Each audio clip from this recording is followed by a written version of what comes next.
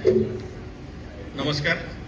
Rotary club of Chakan आयोजित स्वर्गीय श्री कैलासवासी धनराजजी सांगला व्याख्यानमाला वर्ष 35वे यासाठी पुष्प तिसरे यासाठी आज आपल्याला जे व्याख्याते लाभले माननीय भास्कररावजी पेरे पाटील, खरं तर मला त्यांचं आभार मानायचं काम दिलंय. पण मी आता जे अर्धा तास अनुभवला आहे तर मला असं वाटतं वैयक्तिक की आभार मानलं की विषय संपतो. त्याच्यामुळे अशा माणसांच्या आयुष्यात कधी आभार मानू नये. त्यांनी आपल्याला रोज रोज रोज रोज असंच मार्गदर्शन करावं.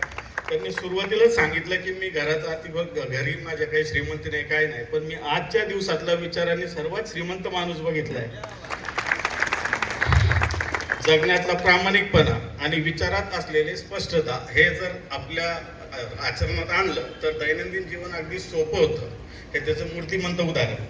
त्यांच्या विचारात, त्यांच्या आचरणात आणि त्यांच्या जे रोजचं जगणं आहे त्याच्यातच इतकी समृद्धी आहे. त्यामुळेच त्यांचं ते गाव समृद्ध करू शकले आणि त्यानंतर सरकारने दखल घेऊन त्यांना गावोगावी फिरवल्याने आज ते संपूर्ण महाराष्ट्राला नव्हे जगाला त्यांच्या विचारांनी प्रवृत्त करतायत समृद्ध होण्यासाठी. अशा या माणसाचे जितके आभार मानावे तितके कमीच आहे. पण तरी साहेब, जरी आमचा रस्ता खराब असलाय, आमचे नेते त्याप्रमाणे प्रयत्न करतायत. हळूहळू का होईना आम्ही त्यासाठी पुढे जातोय. तुम्ही असं म्हणू नका की मी परत येणार नाही. तुम्हाला वारंवार यायला लागेल आणि तुम्हाला ते दिसेल की यात प्रगती आहे.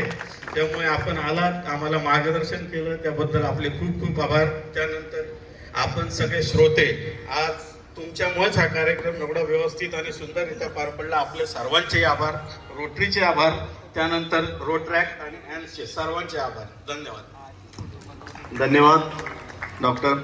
आता भास्करराव पेरे पाटील साहेबांचा सत्कार आपले रोटरी क्लबचे चेअरमन आणि सेक्रेटरी यांनी करावा अशी विनंती करतो. धन्यवाद.